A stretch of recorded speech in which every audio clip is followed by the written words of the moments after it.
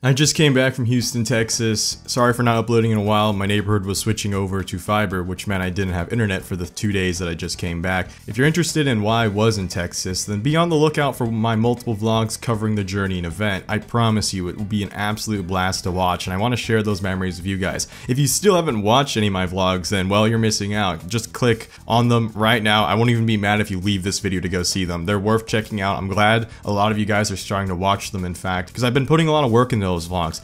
Now onto this freaking list video that the majority of you are here to stay for. Here are 5 car arguments I'm tired of hearing, some of which are repeated in past videos. So the first one, like I mentioned, is something you've heard in the past from my previous videos, but I'm gonna put a twist on it. So it's, you just hate it because you can't afford it. Alternatively, you're just jealous because you can't afford it. People like to use this phrase if you don't like a car they like. For example, hey, I don't like the Acura NSX. Just by saying that phrase, I guarantee you some 12-year-old in the comments is like, you just hate it because you can't afford it. I very well can afford it, but there are other things I'd rather buy with my money than a car that I don't like.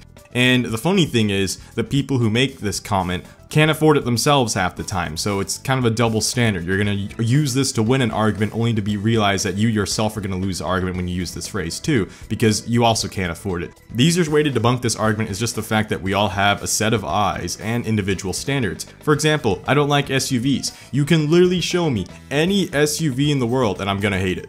And it's not because I can't afford it. You could give me $2 million to buy an SUV and I won't buy an SUV because I'd rather use it for literally anything else other than an SUV. Because I have a set of eyes, and using those set of eyes, I've determined I don't like the way they're styled, and based on my individual standards, I don't like the way they ride, I don't like the visibility in them, I don't like a lot of aspects about them that I'd rather just get like a wagon or freaking hatchback or even a truck instead, because those are my individual preferences. Basically, it's not about money. There are some people where even if money wasn't an issue, they would still hate something or they still wouldn't want it. So using the whole, you just can't afford it, that's why you hate it, it gets extremely tiring. The fact that I still see this in 2021 means that people's brain cells are shrinking more and more and more.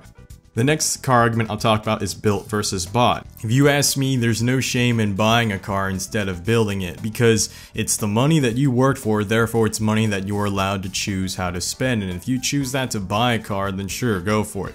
Over 50%, if not even more these days, of cars that you see at car meets are bought cars, not built cars. And the whole idea of built is really overused. If you're someone who literally assembled an SLC or Factory 5 or any kit car in your garage, that's a built car, because they quite literally had a bare chassis, had to source the engine, source the transmission. That's building. You're restoring a classic, that's building. When you're literally bringing back engines that wouldn't even start and making it start, that is building. But when you're someone who's literally just cutting springs and lowering your car and then said, build, this is a build, bruh, $100 lowering springs and $800 rep wheels, build. And those are the types of people that usually hate bought cars the most, despite, in my opinion, being, well, still a bought car. They just went to a dealership, bought a car, smacked a cold air intake, smacked some lowering springs, if not, they just cut their springs, and then just start acting like they've built their car, like they've literally assembled it, it's their God's gift to the world, they're the most genius mechanic ever. And that all stems from the fact that the idea of a build is becoming too lenient. If you just have a stock car, people are way too quick to hate you. Or even in my case, my car is far from stock. I'm gonna put a list of things that my car has, but people are too dumb to see it because, get this, my car isn't lowered. That's right, lowered cars equals build. Look at my build, look at this bought anime cars aren't a build, they say as they have a freaking lowered car and wheels. Like, oh, there, congratulations, you have like $100 in springs and like maybe $800 in rep wheels. Yeah, you're such a build, bro. You're such a build. If you can't tell, I'm a little angry and sarcastic about this one. Yeah, I've been spending too much time on Facebook, and Facebook has the most toxic car community of every single car community. I'll tell you right now, like, I thought Twitter, well, Twitter's just bad because they turn everything political. Reddit's pretty bad too, but Facebook, by and far the worst. You know, Instagram and TikTok, even, at least TikTok, for as cancerous as it is, it's a bit more positive there, but holy crap, everyone and their mom on Facebook thinks they have a build once they're lowered, and if you aren't lowered, they think you don't have a build. You could literally mod your car to the moon, but if you aren't lowered and your fitment isn't on point, you're the one who's the bought car. You're the evil bought car that you got from a factory, and oh no, you're Mr. Rich, and they have to take you down as they use their rusted crap box and just, oh, I just hate this. Can we go back to the days where built versus bought? It actually had, like, this argument actually had value to it when we were really just trying to get hot rods to beat supercars. That can we return to those days? This is so stupid. I hate how this argument has evolved. Now, before I get even angry, I'm gonna move on to the next entry, which might make me, well, even angrier. So the next argument I hate is, once again, one we've heard in this channel, but I'll go more into depth for it. So modded versus stock from a performance standpoint. You know this, you've definitely been to a comment section where you're like watching two cars go head to head and it's a review video. Sometimes it may even be one based in Europe, or it might be one based in America, or even Japan. Now, you'll always have that guy in the comments, always, who's like, well, actually, if you slap the cold air intake onto that car and then change its header setup and then put a tune on it and have it dynoed by Vengeance, Super, Tryhard, Edgelord, Punisher, Skull Racing, you'll get really good power and it will smoke anything in that. You have to realize not everyone, A, wants a modded car, B, even likes the platform that you just talked about modding, and C, most importantly, they may live in a country that doesn't even allow modding. There's a reason why a lot of car comparisons are stock to stock. It's just all down to personal preference.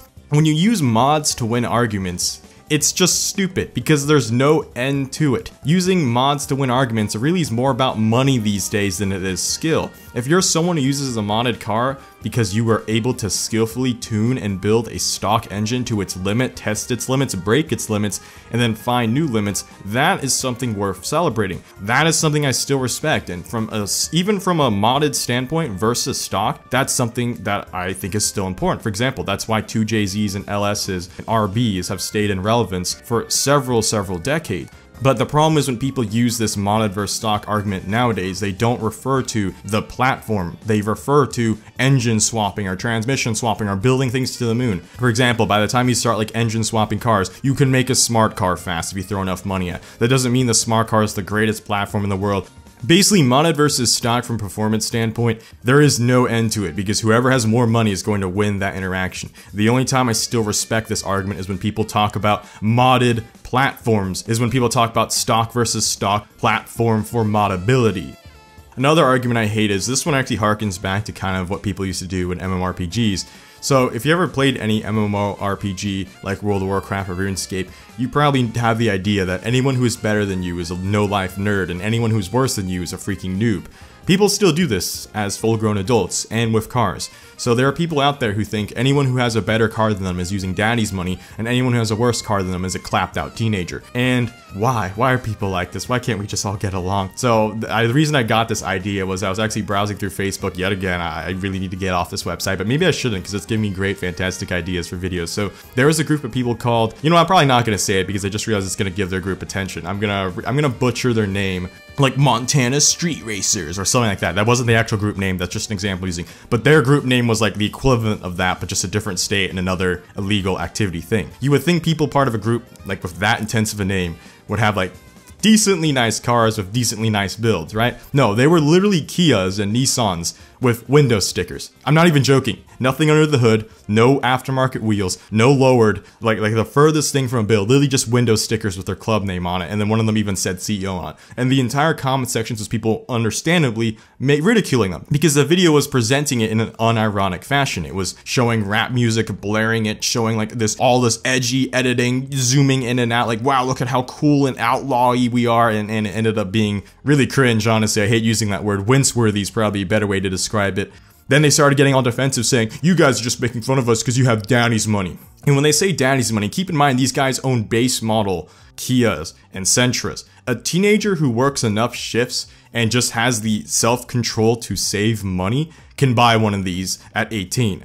And heck, I would know, when I was 17 years old, I had at the time, a brand new Nissan Sentra that I had purchased using money that I made as a teenager. If you go to trade school, doesn't need an expensive degree, doesn't require expensive loans, doesn't even require good grades, you can get fantastic paying jobs right now because trade schools, trades in general, are a shortage in America because everyone and their moms sent their kids to college. The point I'm making, nice cars like V8 Camaros or V8 Mustangs aren't unobtainium, even for younger people. It's not something that's always daddy's money. You can do it as someone who applies yourself and you don't have to go to college to get a degree. I have friends who are in the military who own really nice Corvettes or have really nice motorcycle collections and so on and so forth. If you are good with money, you know how to manage it, pursue a career, you balance your personal life, you can get the things you want in life.